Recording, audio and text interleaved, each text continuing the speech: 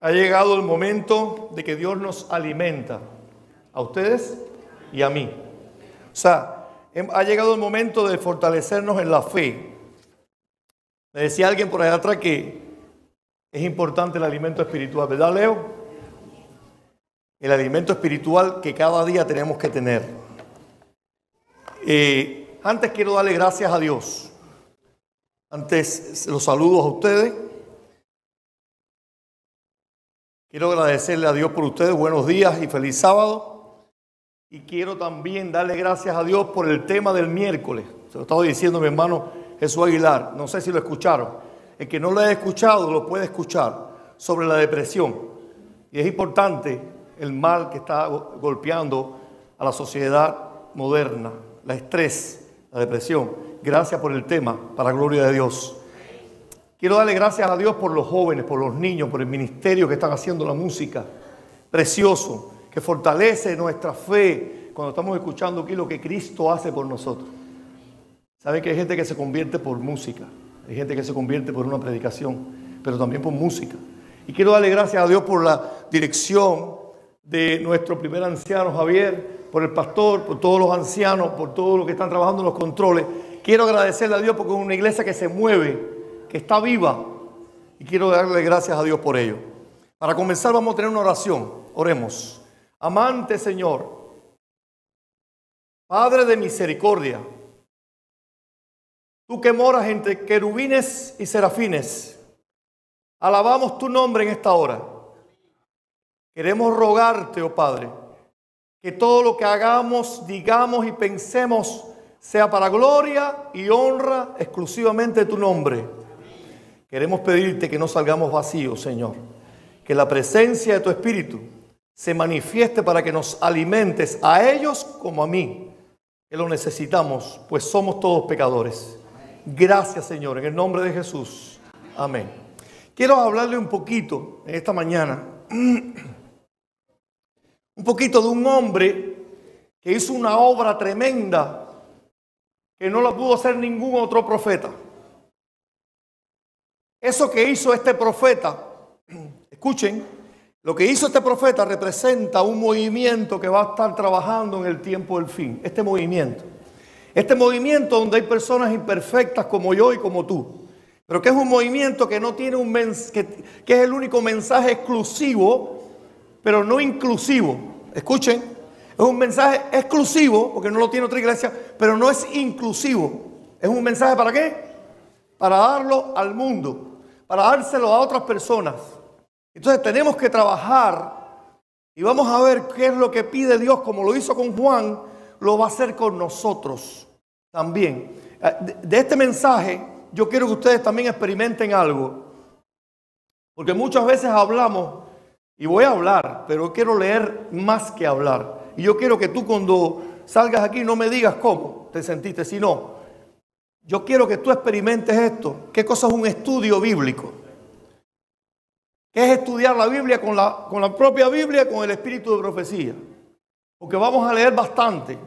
Y yo quiero que tú experimentes, porque si tú no estás estudiando en la casa, cuando terminemos del tema, yo quiero que tú pienses, si esto me fortaleció, yo lo puedo hacer en mi casa como Luis lo hizo. O sea, si yo me fortalecí con este tema cuando lo estudié para prepararlo durante unos 20 días, yo quiero que ustedes experimenten esa presencia del Espíritu como yo lo sentí cuando estudié la palabra de Dios. Cada cosita que se lee, cada pensamiento que se tiene santo, cosas de Dios, lo que es santo, nos alimenta. Y cada cosa que vemos que no tiene que ver con Dios, nos retrasa en el avance de la fe. Por eso quiero que experimenten no solo el tema, sino el estudio de la palabra de Dios. Para comenzar, en la lectura bíblica se encuentra en Juan 5:35, que dice: Él era antorcha que ardía y alumbraba, y vosotros quisisteis regocijaros por un tiempo en su luz. ¿De quién estamos hablando? De Juan el Bautista. Él era antorcha que ardía y alumbraba. Qué lindo, qué cristiano que se levanta y alumbra, arde su fe. ¿Ardía la fe de Juan? Sí. No estamos hablando de un fuego literal, estamos hablando de algo espiritual. Y vosotros quisisteis regocijaros por un tiempo en su luz.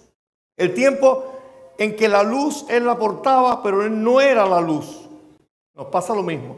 Puede que una persona se goce en nosotros porque portamos una luz, pero lo más importante es que nosotros aclaremos que esa luz no es nuestra.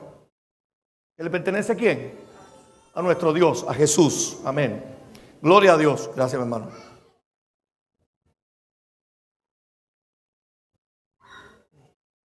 Aquí me dicen que le demos la bienvenida a Hugo Elías y a Kevin. ¿Dónde están? Hugo Elías y Kevin. Amén. Yo no te había visto, pero me gozo en que estés aquí. Y me gozo que estén aquí otras visitas que no hemos mencionado y espero que se sientan bien y que hayan sido y que sigan sintiéndose bien. ¿Qué vamos a ver de Juan el Bautista? ¿Qué vamos a ver de esa antorcha que brilló en la oscuridad? Vamos a ver el llamado, la consagración, la preparación mental, física y espiritual, el compromiso, el contexto social, el político, el espiritual, el propósito, la misión, que ya la mencioné arriba, herramientas, cómo preparó a otro, legado y sacrificio. ¡Wow! ¿Será que tenemos que pasar por todas esas etapas como pueblo de Dios? ¿Tendremos que pasar por todas estas etapas? ¿Será que el llamado que Dios le hizo a Juan se parece al llamado que hacemos nosotros, que tenemos que hacer nosotros? ¿Será que lo que comía Juan, algo parecido tenemos que comer nosotros y tener cuidado con nuestra dieta? Vamos a entrar en el tema. En cuanto al llamado y la consagración de Juan, en Lucas 1:15, Lucas 1:15, cita la Biblia, pero será grande delante de Dios. No beberá ni vino ni sidra, y será lleno del Espíritu Santo aún desde el vientre de su madre. Es verdad que muchos cuando empezamos la iglesia no nacemos dentro de la iglesia. Hay muchos que tienen la bendición de nacer dentro de la iglesia. O sea, cuando nacen, su familia está dentro de la iglesia. Pero si Dios me formó del vientre de mi madre, yo estoy seguro que todos tenemos un propósito. Dios no forma a nadie sin un propósito. Ahora que cumplamos el propósito, que nos dispongamos a cumplir el propósito, eso es otra cosa. Pero Dios nos llama a todos ¿a qué? Con un propósito. Y cuando nacemos, ya no en el vientre como Juan de Elizabeth, pero nacemos en la vida cristiana, debemos nacer y pensar que hay un propósito. Ahora, dice Elena, Juan el Bautista como Sansón, como Samuel, fue nazareo desde su nacimiento. Apartado para Dios, consagrado desde su nacimiento. Pues piensa que si tú algún día te bautizaste aquí, tú estás apartado. Tú eres un nazareo como Juan el Bautista y estás apartado ¿para qué? Para Dios. Y una persona apartada para Dios no vive igual que una persona que no conoce a Dios. Al menos pienso sí, y es lo que espera Dios de nosotros. Ahora, en la preparación, esa fue la consagración, la preparación mental, física y espiritual, vamos a ver si se parece a la que Dios nos pide a nosotros. Dice Elena, y no estoy citando las citas porque están saliendo en pantalla. Dice Elena, a fin de cumplir su misión, debía tener una constitución física sana. Debía hacer todo lo posible por cuidar su constitución física. ¿Mantenerla cómo? Sana. Eso lo decidimos nosotros. ¿Sí o no? Porque yo decido que como, que hago, eso lo decidimos nosotros. Hay cosas que tenemos que hacer nosotros. Y fuerzas mental y espiritual. Qué importante. Hay que tener una fuerza, ¿cómo? Mental cuando vienen las situaciones que a Dios no le agrada. ¿Sí o no? Y hay que tener una preparación espiritual para hacerle frente. Con la ayuda de la preparación espiritual, la fuerza mental pueda ¿qué? Ser controlada. Porque si tú no eres espiritual no puedes tener control mental. ¿Es así, Sonia, o no? No puedes tener control mental. Ahora, dice, por lo tanto, le sería necesario dominar sus apetitos y pasiones. Debía poder dominar todas sus facultades, no algunas, todas, para poder permanecer entre los hombres tan inconmovibles frente a las circunstancias que le rodeasen como las rocas y montañas del desierto. ¡Wow! Y les voy a poner un ejemplo. Ahora estoy trabajando y se me presenta un problema. Si yo estoy en Cristo, el problema me va a afectar. Claro que sí te va a afectar siempre, pero no igual que cuando estás fuera de Cristo. Porque cuando tú las circunstancias tú dices, nadie me puede quitar el gozo que Dios me ha dado. ¿Tiene alguien el derecho a quitarte el gozo que Dios te ha dado? No. ¿Tiene alguien el derecho a quitarte la tranquilidad que Dios te ha dado? No. Entonces, psicológicamente y espiritualmente, yo voy a enfrentar el trabajo con esa mentalidad de un cristiano. Y las circunstancias van a venir, claro que sí, que vas a sufrir, que vas a llorar, sí, pero te vas a reponer. Y si te saliste del camino y algo te sacó, tú vas a volver porque tú eres un ser humano y Dios lo sabe. Ojalá que no te salgas. Pero si te sales, Dios te hará volver al camino. Y por eso estamos aquí hoy, ¿verdad? Damos gracias a Dios porque estamos aquí. Porque estoy seguro que habremos pasado esas dificultades y estamos aquí. Entonces, el contexto social y político, ¿lo tiene que ver el cristiano? Sí, yo estaba hablando con Robertico, mi primo, esta semana, y mira cómo está Ucrania, y mira cómo está Taiwán. Sí, tenemos que ver el contexto social. Vamos a ver lo que hacía Juan. Lo miraba el contexto político, los romanos, en este caso nosotros aquí en Estados Unidos. Sí, no te metes en política, ni te metes en asuntos sociales, pero sí tienes que estar al tanto de ellos, ¿sí o no? No puedes vivir ajeno a la realidad. Ok. Y también en el ámbito espiritual. ¿Cómo estaba el contexto de la iglesia de aquella época en que Juan se levantó? Dice Elena. Vamos a leer mucho hoy. En el tiempo de Juan el Bautista, la codicia de las riquezas, el amor al lujo y la ostentación se habían difundido extensamente. Los placeres sensuales, banquetes y borracheras estaban ocasionando enfermedades físicas y degeneración. Miren lo que deteriora la mente, pidiéndole Dios a Juan que fuera santo, como nos pide a nosotros. Lo mismo que deterioraba la mente en aquella época, lo está deteriorando hoy. ¿Sí o no? Dice, embotando las percepciones espirituales. ¿Qué hace cuando yo no hago lo que tengo que hacer con mi mente, con mi cuerpo, con mi sangre, que alimenta la mente? Y de la mente depende mi salud. Viene que tú estás embotado y yo estoy embotado y no puedo percibir, eso es lo que es embotamiento, percibir lo que Dios me quiere decir, lo que Dios me quiere, cómo Dios me quiere usar y en qué me quiere emplear la iglesia. Porque la iglesia te quiere emplear, no quiere que tú estés sentado todo el tiempo, quiere que tú trabajes y por tu bien, para que estés preparado. De eso se trata el ministerio de los jóvenes, hacer que los jóvenes estén activos, para que su mente no esté en otro lugar, estén centrados en las cosas de Dios.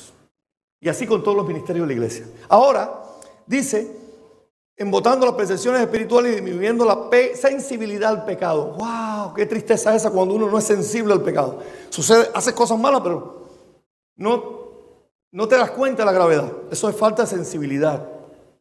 Ahora dice, Juan debía destacarse como reformador. Por su vida abstemia, se abstenía de hacer esas cosas. Y su ropaje sencillo debía reprobar los excesos de su tiempo. ¡Wow! ¡Qué responsabilidad de un profeta! Que nunca fue querido por eso. Porque reprobaba, le llamaba la atención a las personas de las cosas malas. Pero ¿cómo lo hacía? Vamos a ver cómo lo hacía también, porque aquí está cómo lo hacía. Dice, tal fue el motivo de las indicaciones dadas a los padres de Juan. Tal fue el motivo, fue tan importante eso. Una lección de temperancia. Cuidado de lo malo y equilibrio con lo bueno. Eso es temperancia. ¡Wow! Como nos falta a nosotros esto, ¿eh? ¿Te pasa eso? Todos tenemos problemas. Tenemos que arreglar cosas con Dios, ¿verdad? ¿Sí o no? Todos. Pero para eso estamos aquí. Ahora dice, temperancia dada por un ángel del trono celestial. La temperancia no se la dio ningún ser humano a Juan y a la familia. Fue mandado por los ángeles. Dios utilizó los ángeles para mandarle el mensaje a Juan.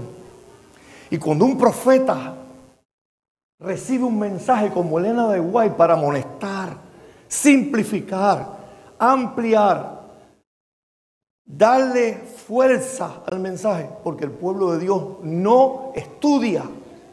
Juan fue levantado porque el pueblo de Dios estaba 400 años entre el Testamento Antiguo y el Testamento Nuevo. Había crisis de conocimiento de la palabra de Dios en persona. Había sido tergiversado todo y necesitaba un profeta que levantara al pueblo y le llamara la atención a la realidad que estaba viviendo espiritualmente el pueblo, para preparar el camino.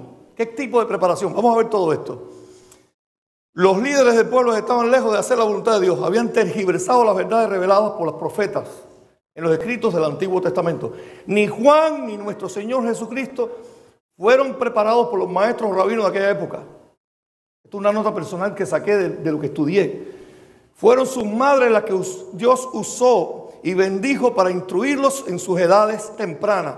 Sabemos que entre los 0 años y los 8 años, aún en el vientre de la madre, si tú le cantas a tu hijo lo está sintiendo.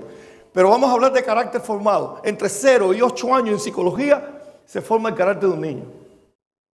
¿Es importante la edad temprana? Sí. Los que tengan la oportunidad de tener niños así pequeños, es importante que con amor y rectitud, lo autoritativo de Dios, amor y rectitud, podamos llevar al niño al camino. Ahora, propósito y misión de Juan. Lucas 1, del 16 al 17.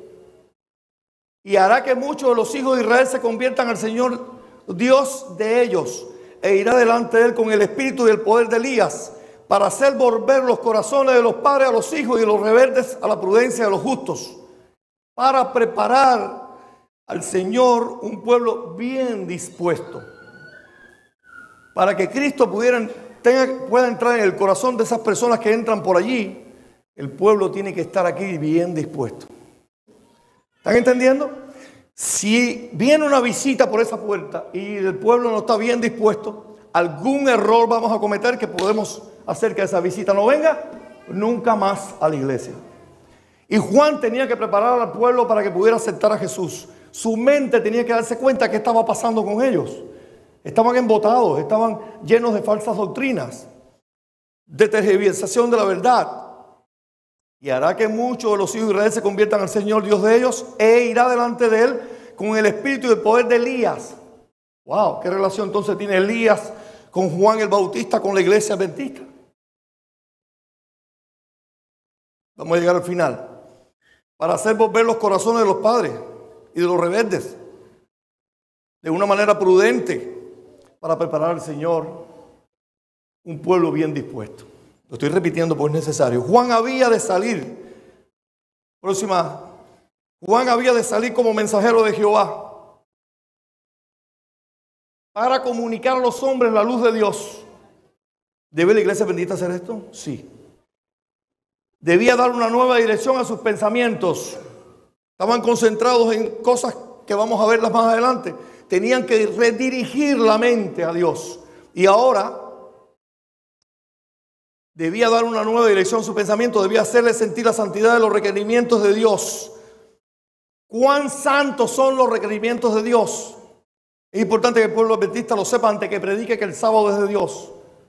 Debe primero vivir los requerimientos de Dios. Y dice, y su necesidad de la perfecta justicia divina.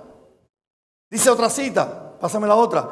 El mensaje que Dios le había dado para que lo proclamase estaba destinado a despertarlos de su letargo y hacerlos temblar por su gran maldad, antes que pudiese alojarse la semilla del evangelio. ¿Qué es lo primero que hace una persona cuando presenta el mensaje? Con amor. Esa persona no puede ir por el camino en que va. Ahora, depende de la manera como tú se lo pongas, de la manera como tú lo presentes. Pero la persona tiene que saber que está mal. Y es posible que no lo acepte, es posible que se te revire, es posible que se ponga rebelde. Pero él sabe que le estás diciendo la verdad. Si lo haces con amor, la semilla va a ser sembrada.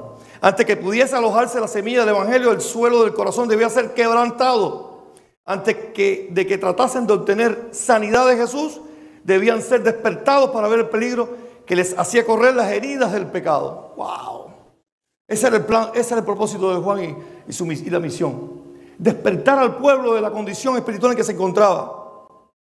Ahora, ¿qué herramientas utilizó Juan? ¿Qué herramientas tienes tú y yo? Herramientas personales, herramientas que yo puedo usar y que la iglesia a veces propone un seminario. ¿Y por qué propone seminario? Porque es importante que en la parte humana también se desarrolle. No solo junto con lo espiritual, va todo junto. Mientras más afilado está el instrumento, mejor es. Dice que usó psicología Juan. ¿Cómo? Sí, Juan usó psicología de su época. El Espíritu Santo le ayudó a usar la psicología. Escuchen. Dice, pero Juan no pasaba la vida en ociosidad, ni en lobreguez ascética o aislamiento egoísta, que es lo mismo. De vez en cuando salía a mezclarse con los hombres y siempre observaba con interés lo que sucedía en el mundo. Estaba observando cómo se movían todas las cosas, qué era lo que estaba golpeando la sociedad. Desde su tranquilo retiro vigilaba el desarrollo de los sucesos. Con visión iluminada por el Espíritu Divino, estudiaba los caracteres humanos para poder saber cómo alcanzar los corazones en el mensaje del cielo. ¡Wow! Juan miraba a una persona y veía sus características. Si a esa persona, por ejemplo, le gustaba algo específico, Juan se hacía amigo seguro de esa persona, porque dice que Dios usó al Espíritu. Y el Espíritu le dice a través de Cristo a Elena de White que cuando tú te haces amigo de una persona, cuando tú te compadeces de ella, cuando tú te pones en el lugar de la persona, aplicas la empatía, esa persona se acerca a ti, te da confianza y tú le das el mensaje mejor porque te abrió su corazón. Eso es lo que estaba haciendo Juan, trabajando psicológicamente para salvar a esa persona. Dice, sentía el peso de su misión. Sabía que la misión era difícil, ¿verdad? Peso. Sentía el peso de la misión. En la soledad, por la meditación y la oración, trataba de fortalecer su alma para la carrera que le esperaba. Juan se estaba fortaleciendo allí en la soledad. El desierto simbolizaba la condición espiritual que tenía Israel. Ese desierto no estaba. ¡Wow! Triste que tengamos una verdad y no la vivamos. Juan vivía analizando y predicando. Segunda herramienta, mostraba su verdadera condición, hacerles ver la necesidad de un Salvador. Hebreos 4, 15 al 16 dice, porque no tenemos un sacerdote que no pueda compadecerse de nuestras debilidades, sino uno que fue tentado en todo, según nuestra semejanza, pero sin pecado. Acerquémonos pues confiadamente al trono de la gracia, para alcanzar misericordia y hallar gracia para el oportuno socorro. Les voy a hablar de un testimonio para descansar un poquito de la lectura. Me encontraba trabajando en el hospital. Me mandan a cuidar a un enfermo que había dado un tiro a una persona y estaba preso.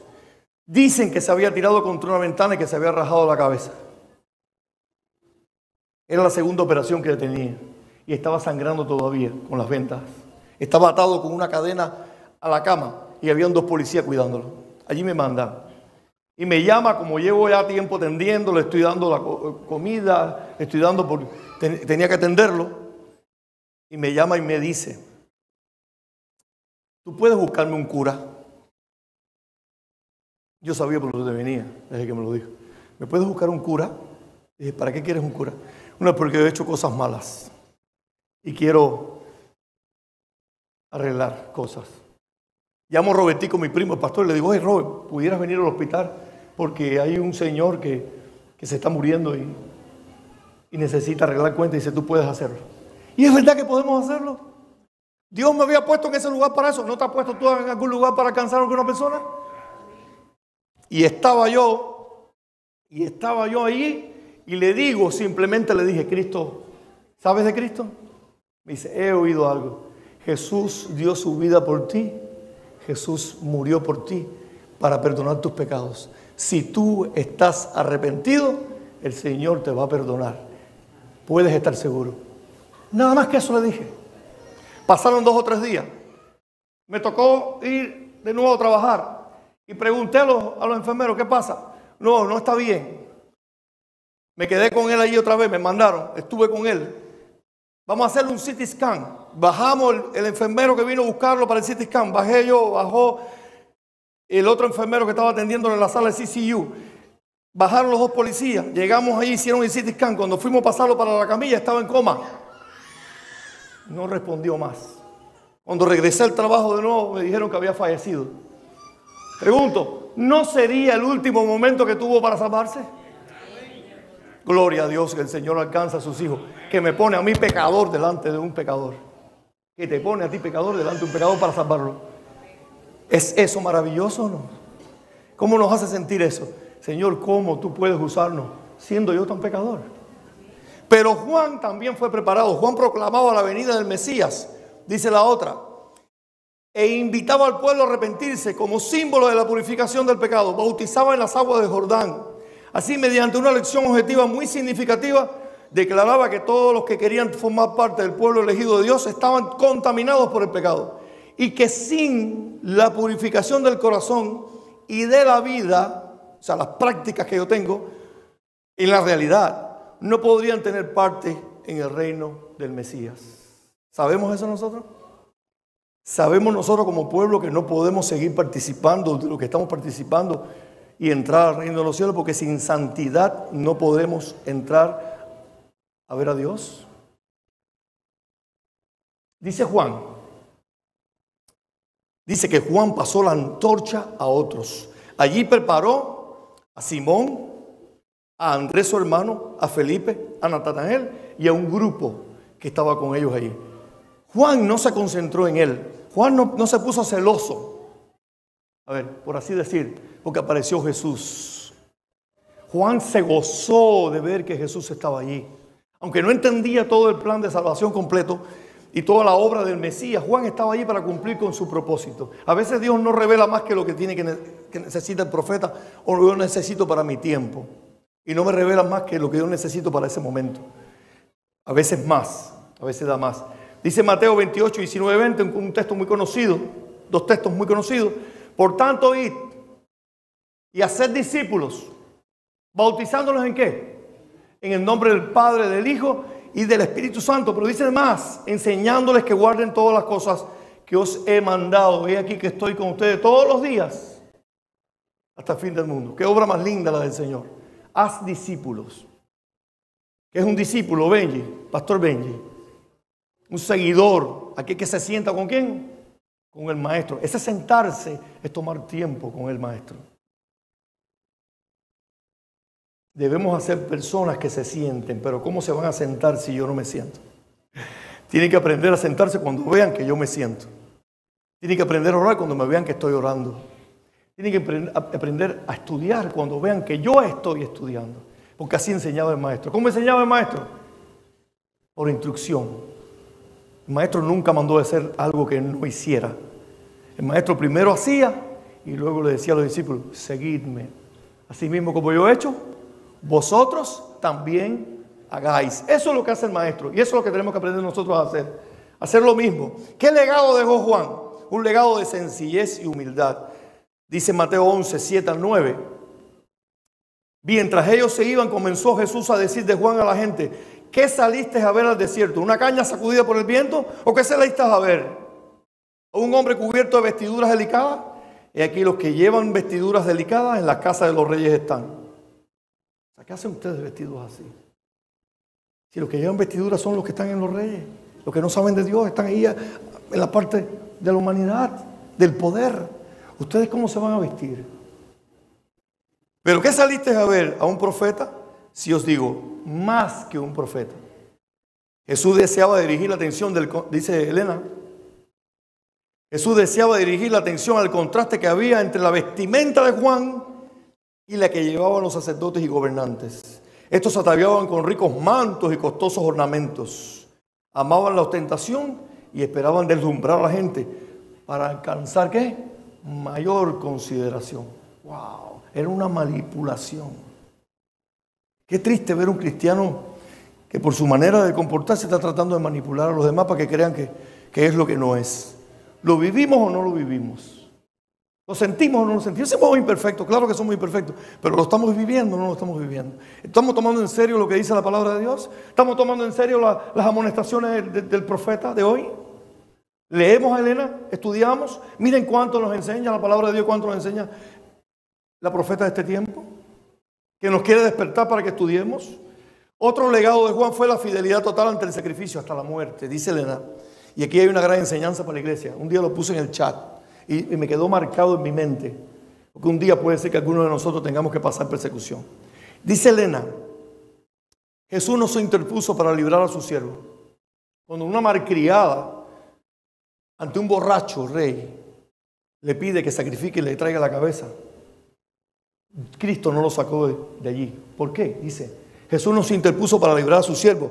Sabía que Juan soportaría la prueba. Gozosamente habría ido al Salvador a Juan. Gozosamente hubiera ido allí para alegrar la lobreguez de la mazmorra con su presencia. Pero no debía colocarse en las manos de sus enemigos ni hacer peligrar su propia misión, la de Cristo. No podía ir allí. Esa era la primera razón. Gustosamente habría librado a su siervo fiel. Gustosamente Dios nos quiere librar de los problemas que tenemos. Pero hay veces que los permite. Por lo que estaba diciendo Juan Abreu, cada maestro en esta mañana. A veces quiere hacernos enseñar en el crisol y podamos aprender a ser mejores y ir dejando aquellas cosas que no pueden ser llevadas al cielo. Dice, gustosamente habría librado a su siervo fiel, pero por causa de los millares que en años ulteriores, se decía en aquella época, sería posterior hoy en día, en años posteriores debían pasar de la cárcel a la muerte, Juan había de beber la copa del martirio, mientras los discípulos de Jesús languideciesen en solitarias celdas o pereciesen por la espada, el potro o la hoguera, aparentemente abandonados de Dios y de los hombres.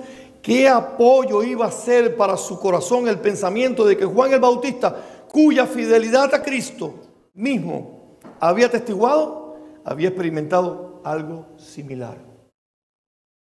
¿Van a sufrir el pueblo de Dios? Sí, va a sufrir el pueblo de Dios. No sabemos quiénes, pero sí vamos a sufrir persecución y martirio. Puede que muchos van a ser encarcelados, lo dice la palabra de Dios, lo dice el Espíritu de Profecía.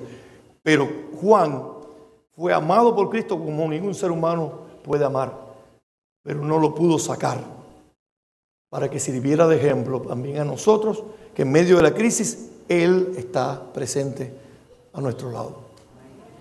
El Espíritu Santo trae, dice Elena, un texto fuertísimo, dice: el Espíritu Santo trae el amor de Dios a nuestros corazones, satisface nuestros anhelos, de manera que las riquezas, honores y placeres de este mundo pierdan su atractivo. ¡Wow! Cuando tú quieres trabajar para Cristo, no te preocupes. Lo único que preocúpate es estar al lado del Maestro. Siéntate con el Maestro. ¿Y qué va a pasar, Benji? Todo va a cambiar. Y no va a poder estar una persona al lado tuyo sin que tú le digas que Cristo la ama y que hay un plan precioso y que de Él depende creerlo o no. Pero Cristo va a venir. Y este mundo se va a acabar, todo lo malo que hay en este mundo. Dice, nos llena de un gozo tal que deseamos que otros la tengan también. Será como una fuente de agua que fluye en bendiciones de alrededor de nosotros. Como profeta, dice Elena, Juan había de convertir los corazones de los padres a los hijos y los rebeldes a la prudencia de los justos para aparejar al Señor un pueblo apercibido, se dé cuenta de la realidad.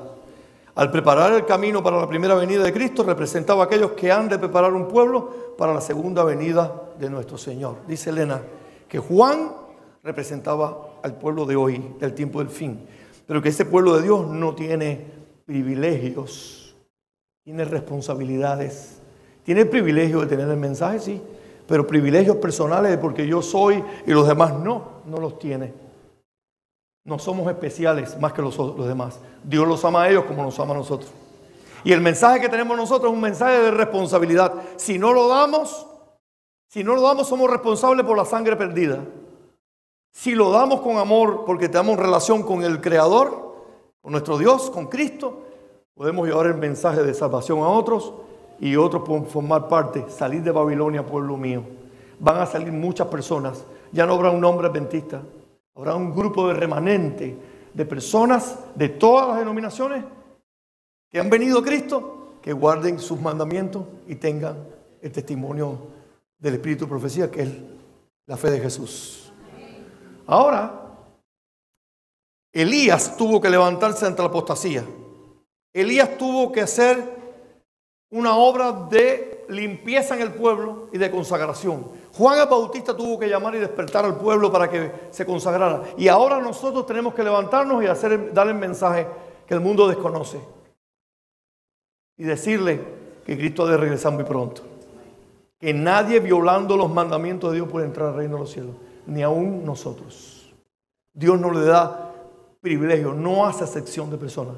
Dice Santiago 8. Dios no hace acepción de personas. Dios los ama como nos ama a nosotros.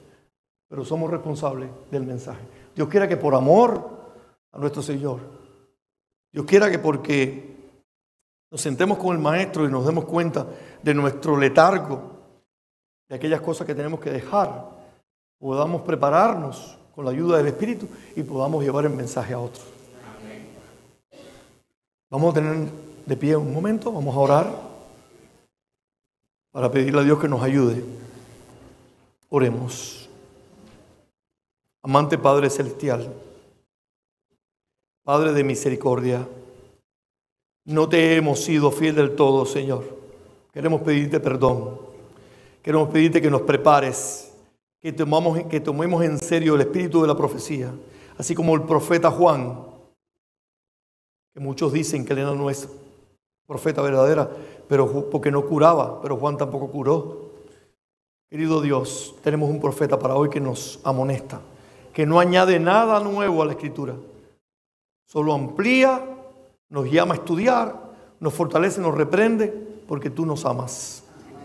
Porque tú nunca vas a dejar de tener un profeta para el tiempo presente, para cada tiempo presente. En esta hora te pedimos, Padre amado, que tú prepares nuestros corazones, que prepares nuestras vidas, que seamos depositarios de las verdades que tú nos has dado para transmitirlas a un mundo que perece sin conocimiento de la verdad total.